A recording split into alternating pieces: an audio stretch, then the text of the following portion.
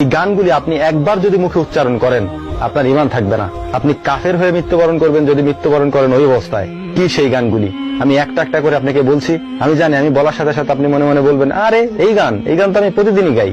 তো চলুন কোন গান আপনারা প্রতিদিন গান প্রতিদিন শুনতে থাকেন কিন্তু আপনার ভেতরে এই জিনিস কখনো উপলব্ধি হয়নি যে এটি শিরকে ভরপুর। এক নম্বরে যে গানের লিরিক্সটা আমি শুনেছি সেটি হলো তুঝ মে রব দেখতা হে ইয়ারা মে ক্যা করু। তোমার মধ্যে আমি রবকে দেখতে পাই, বলো হে প্রিয় বন্ধু আমি কি করব। একজন মানুষের মধ্যে মানুষ আল্লাহকে দেখে, সৃষ্টিকর্তাকে দেখে। কথাটা কোনোভাবে এদিক ওদিক করা যাবে না, সরাসরি গানে যেভাবে বলা হয়েছে আমি আপনাকে সেভাবে বললাম।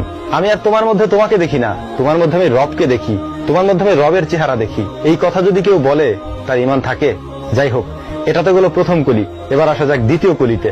সাজদে সর ঝুকতা হে ইয়ারা মে ক্যা করু। তোমাকে দেখলে আমার মাথা সেজদায় অবনত হয়ে আসে, বলো হে প্রিয় বন্ধু আমি কি করতে পারি।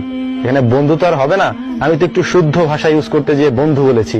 আপনি তো আর বন্ধু বলবেন না, আপনি কি বলবেন? আপনি বলবেন হে প্রিয়তমা, হে প্রিয়সী। এই তো, তাই না?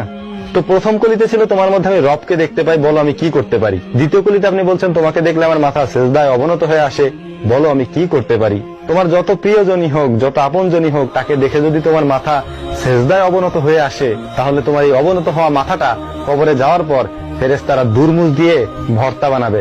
মনে রাখো সেজদা হবে একমাত্র আল্লাহর জন্য। আমি জানি এসব কথা বলার কোনো মানেই হয় না, কারণ এই গানগুলি শিরকে ভরপুর, এটা আপনিও জানেন আমিও জানি, কিন্তু তারপরেও আমরা গাই।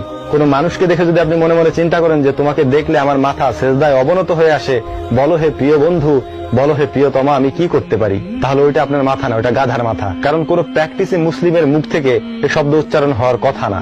যাই হোক, এটি হলো